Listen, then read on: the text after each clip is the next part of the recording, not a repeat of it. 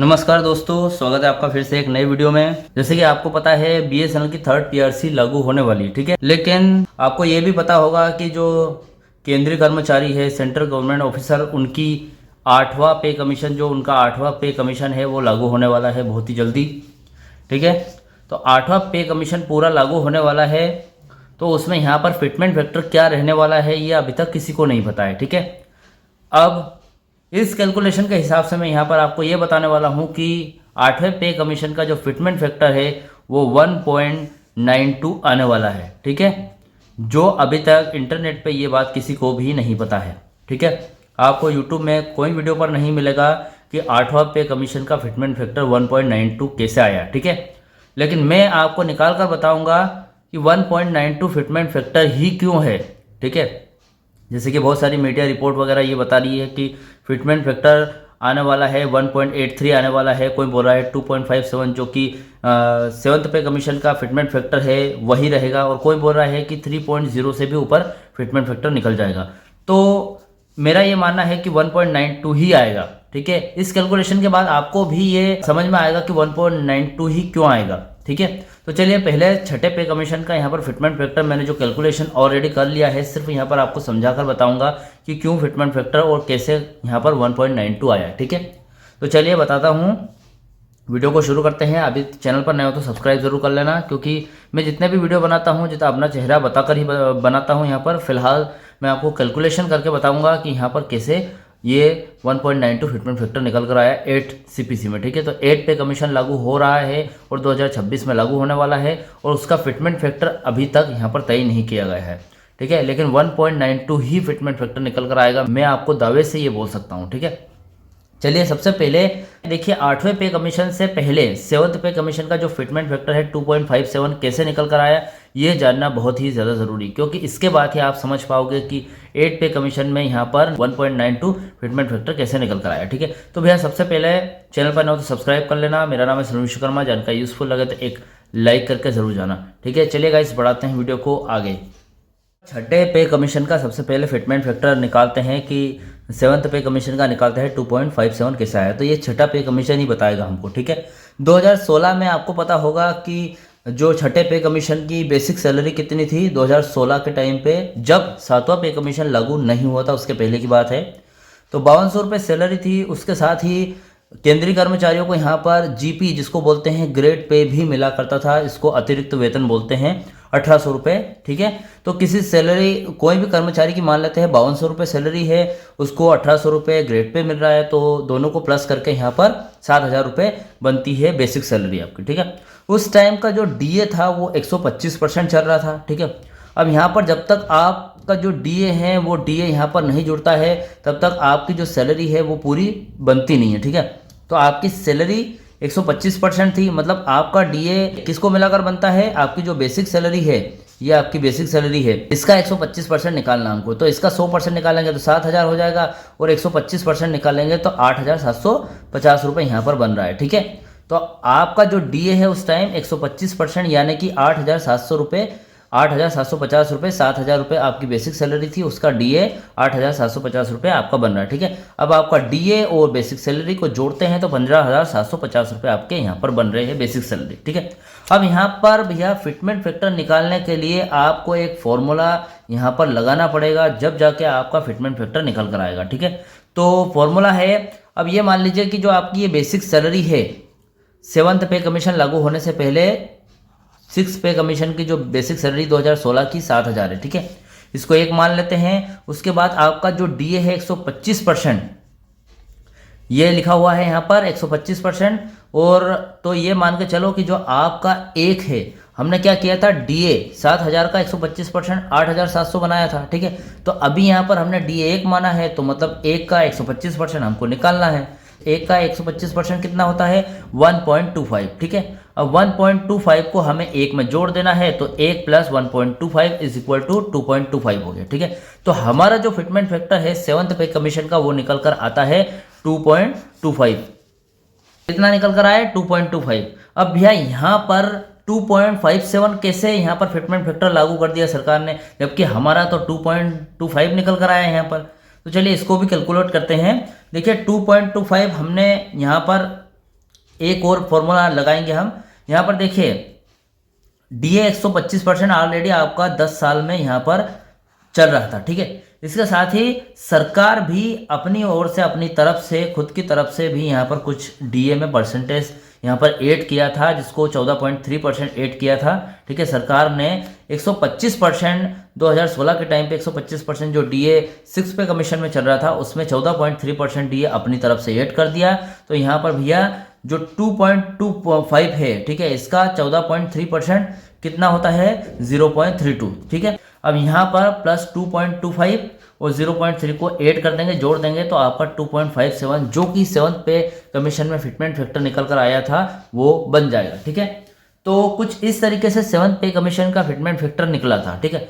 अब बात आती है कि 6 पे कमीशन से 7th पे कमीशन में जब 2016 में लागू हुआ था 7th पे कमीशन, तो 2.57 फिटमेंट फैक्टर के साथ लागू हुआ था। वो कहाँ से निकाला गया था? 6 पे कमीशन के यहाँ पर 7,000 सैलरी और डीए इन दोनों को मिलाकर यहाँ पर निकाला गया था, ठीक है।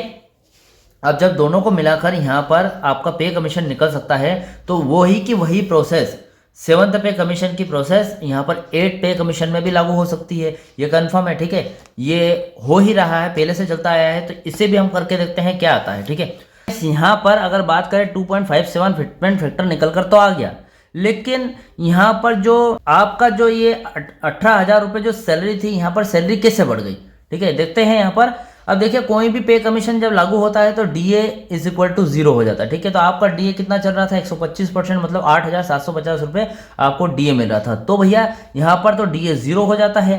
अब डीए 0 हो जाएगा तो आपकी सैलरी कितनी बचेगी 7,000 रुपये। तो हमने 7,000 रुपये यहाँ पर लिख दिया। अब इसको इंटू कर दिया 2.57 से, क्योंकि आपके फिटमेंट फैक्टर जब निकलेगा तो 2.57 से ही निकलेगा, ठीक है। आपकी जो बेसिक सैलरी थी 7,000, उसमें हमने 2.57 का गुणा कर दिया तो आपकी सैलरी बन गई 18,000 रुपये, ठीक है। अब 18,000 रुपये सैलरी बन गई। पहले आपकी सैलरी कितनी थी 15,750, ठीक है। तो मतलब आपकी सैलरी कितनी बड़ी है 2,250 रुपये बड़ी है खाली। अब 2200 आप बोलेंगे 2,250 रुपये कैसे बढ़ी भैया, यहाँ पर तो हमारी सैलरी 7,000 रुपये थी, 7,000 से बढ़कर 18,000 हो गई, मतलब 2.5 गुना आपकी हमारी सैलरी बढ़ गई। तो 2,250 रुपये कैसे बढ़ी? देखिए यहाँ पर आपकी बेसिक सैलरी तो 7,000 थी, आपका डी 125% जोड़ के आप 8,750 रुपये यहाँ पर 15,750 रुपये कर रहे थे, ठीक है। तो हमने जब 7th पे कमीशन जब लागू किया 2016 में, तो यहाँ पर आपका डीए 0 हो गया और 7,000 बेसिक सैलरी से 18,000 रुपये आपके बन गए, ठीक है।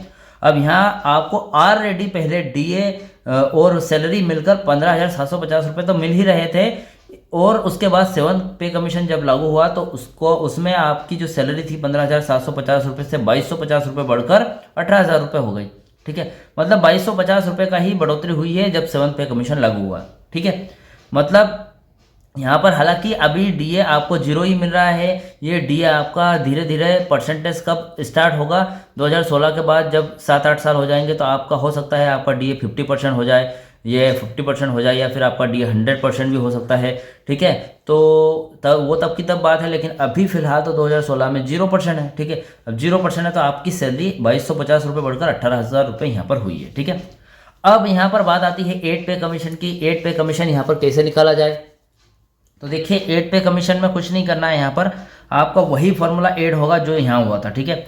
अब 8 पे कमीशन में यहाँ पर फिर से 8 पे कमीशन जब लागू होगा, 2026 की बात है, 2026 में जब 8 पे कमीशन आपका लागू होगा तो आपका जो डीए है कितना मिल रहा था यहाँ पर, फिलहाल हमें डीए देखना पड़ेगा कि अभी 7th पे कमीशन अब तो अभी भी चल रहा है, जब आपका 2025 चल रहा है, ठीक है। 2025 में भी आपका 7th पे कमीशन चल रहा है भैया, क्योंकि 8 पे कमीशन अभी तक लागू नहीं हुआ है। तो आपका डीए देखना पड़ेगा सबसे पहले कि जो डीए 2016 में 6 पे कमीशन में 125% चल रहा था, वो डीए 7th पे कमीशन में 2025 में अभी कितना चल रहा है। तो देखिए डीए देखने के लिए सबसे पहले आप गूगल खोल सकते हैं, गूगल से पूछ सकते हैं कि फिलहाल केंद्रीय कर्मचारियों का डीए कितना चल रहा है। तो मैंने पूछा था तो भैया 55% मुझे बताया, 55% डीए चल रहा है, ठीक है।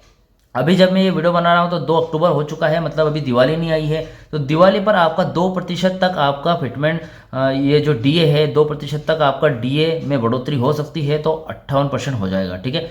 मतलब 2 से 3%, ठीक है, 3% बढ़ सकता है, तो 58% मैंने मान लिया। उसके बाद जब 2026 में आपका 8 पे कमीशन लागू होगा, 7th से 8 पे जाएगा, ठीक है, तब आपका डीए 2% तो बढ़ेगा ही सही, तो 60% हो जाएगा। तो हमने इस हिसाब से 60% यहाँ पर मान के चल रहे हैं कि आपका डीए 2026 में 60% होगा। अब डीए 60% है तो वही फॉर्मूला लेते हैं कि हमने जो बेसिक सैलरी उसको 1 माना था, तो हम हमारी जो यहाँ पर बेसिक सैलरी कितनी थी, अब ये जो डीए आपका डीए 60% मिलाकर आपकी कुल सैलरी 27,000 हो रही है, ठीक है।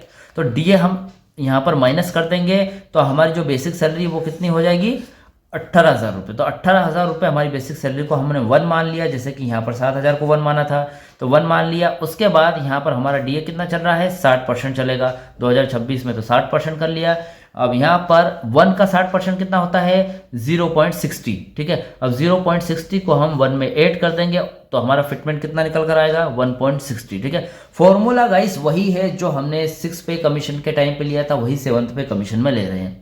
ये जितना मैं यहाँ पर कैलकुलेट कर रहा हूँ ये सारा 7th पे कमीशन की ही बात है, ठीक है। 7th पे कमीशन में कैलकुलेट होगा तब जाके हमारा 8 पे कमीशन की सैलरी यहाँ पर निकलेगी, ठीक है। अब यहाँ पर 1.60 फिटमेंट निकल कर आ गया है हमारा। तो यहाँ पर बात आती है ये 60% डीए है, ये तो हमें ऑलरेडी मिलेगा 2026 में, लेकिन यहाँ पर सरकार कितना ऐड करती है वो अभी नहीं पता है। अब सरकार की मान लेते हैं, चलो ठीक है। 2016 के टाइम पे सरकार ने 7th पे कमीशन जब लागू किया गया था तब 14.3% अपनी तरफ से फिटमेंट दिया था, ठीक है। तो यहाँ पर महंगाई चलो बढ़ गई है, उस हिसाब से देख लेते हैं कि हमें इस बार सरकार अपनी तरफ से 20% फिटमेंट दे रही है। तो भैया जो 1.60 हमारा फिटमेंट फैक्टर निकल कर आ रहा है इसमें प्लस करेंगे 20%, ठीक है। अब 1.60 का 20% कितना होता है, 0.32, ठीक है। अब 0.32 को हमें क्या करना है, 1.60 में फिटमेंट फैक्टर में ऐड कर लेना है। तो 1.60 प्लस 0.32 इज इक्वल टू कितना बना, 1.92। अब देखिए आपने बोला था 1.92 कैसे निकल कर आया, तो इस तरीके से निकल कर आया, इतना सब कैलकुलेट किया तब जाके हमारा फिटमेंट फैक्टर 1.92 निकल कर आया, ठीक है। अब ये तो हो गई फिटमेंट फैक्टर की बात कि चलो ठीक है हमारा 1.92 फिटमेंट फैक्टर यहाँ पर निकल कर आ गया, ठीक है। लेकिन इससे कैलकुलेट कैसे करेंगे, कैलकुलेट वैसे ही होगा जैसे हमारी जो बेसिक सैलरी 18,000 रुपये है, इसको इंटू 1.92 जो फिटमेंट फैक्टर निकल कर आया है उससे इंटू कर देंगे, इसका गुणा कर देंगे, तो हमारी जो सैलरी है 34,560 रुपये निकल कर आती है यहाँ पर, ठीक है। अब यहाँ पर भैया डीए की बात करें तो जो डीए फिलहाल इसमें हमने नहीं जोड़ा है क्योंकि हमारा डीए तो 0 हो गया था, ठीक है। डीए जब 0 होगा तभी तो हमारा 8 पे कमीशन लागू होगा। डीए 0 हो गया, उसके बाद भी हमारी बेसिक सैलरी से हमारा फिटमेंट फैक्टर हमने गुणा किया तो हमारी जो सैलरी है वो 34,560 रुपये निकल कर आई, ठीक है।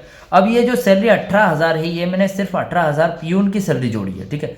मैंने वो नहीं जोड़ा कि आपकी सैलरी 6 पे कमीशन में क्या 20,000 थी या फिर 25,000 थी। अगर 20,000 थी तो आपका यहाँ पर ये अमाउंट है ये बहुत ज़्यादा निकल कर आएगा भाई साहब, ठीक है। देख लेना यहाँ पर से पीयून की सैलरी 7,000 थी, 7 से 18 हुई, 18 से अब 34,560 हो गई, ठीक है। इस फिटमेंट फैक्टर के साथ अगर फिटमेंट फैक्टर बढ़ता है तो ज़्यादा हो जाएगी, लेकिन सदियों से चला आ रहा है, पहले से 6 पे कमीशन में था उससे कैलकुलेट होकर 7th पे कमीशन में आया। 7th पे कमीशन का जो कैलकुलेट होकर हमारा 34,560 आपने देखा यहाँ पर मैंने कैसे निकाला, तो वही परंपरागत ढंग से 1.92 फिटमेंट फैक्टर निकल कर आया है। तो भैया जो मीडिया रिपोर्ट वगैरह बोलती है कि आपका फिटमेंट फैक्टर ज़्यादा होगा तो 3.2 हो जाएगा, तो वैसा कुछ नहीं होने वाला है। यहाँ पर फिटमेंट फैक्टर इतना ही रहने वाला भैया, 1.92 ही रहेगा, ठीक है। अब उसके हिसाब से यहाँ पर हमने पुरानी हमारी जो बेसिक सैलरी है डीए जो डीए था हमारा उसको 0 करके 18,000 की जो बेसिक सैलरी है उससे 1.92 का गुणा करके 34,560 रुपये आ रहे हैं हमारे, ठीक है। अब 34,560 में जब आपका डीए 8 पे कमीशन 2026 में लागू होगा तब जाके आपका डीए धीरे धीरे 1 साल 2 साल 3 साल ऐसे करके 7-8 साल में आपका डीए जब 50% हो जाएगा या फिर 60% हो जाएगा या फिर 100% हो जाएगा, तो धीरे धीरे जब डीए आपका बढ़ेगा तो उसी के हिसाब से आपकी ये जो 34,560 की सैलरी, अगर आपका डीए 50% हो जाता है तो आप इसमें से आधी सैलरी आप निकाल कर जोड़ लेना, मतलब इसमें 17,000 आप प्लस करेंगे तो उसकी उतनी आपकी सैलरी डीए मिलाकर बन जाएगी, ठीक है। तो फिलहाल मैंने अपने हिसाब से यहाँ पर फिटमेंट फैक्टर बताया है आपको, और अपने हिसाब से कुछ भी नहीं बताया है। 6 पे कमीशन में जैसा निकाला गया था 2.5 वैसा ही हमने यहाँ पर फिटमेंट फैक्टर 1.92 निकाला है, ठीक है। तो फिलहाल इस कैलकुलेशन के हिसाब से आपकी क्या राय है मुझे कमेंट बॉक्स में बता सकते हैं। क्या ऐसा ही इसी तरीके से लागू होने वाला है 8 पे कमीशन, या फिर जैसा कि मीडिया में बताया जा रहा है कि 3.2 होगा या फिर यहाँ पर 2.57 ही रहेगा, उसी हिसाब से लागू होगा। अपनी राय कमेंट बॉक्स में जरूर दीजिएगा, और वीडियो अगर अच्छा लगा तो वीडियो को लाइक कमेंट से जरूर करें। मिलते हैं गाइस नेक्स्ट वीडियो में, सी यू सून।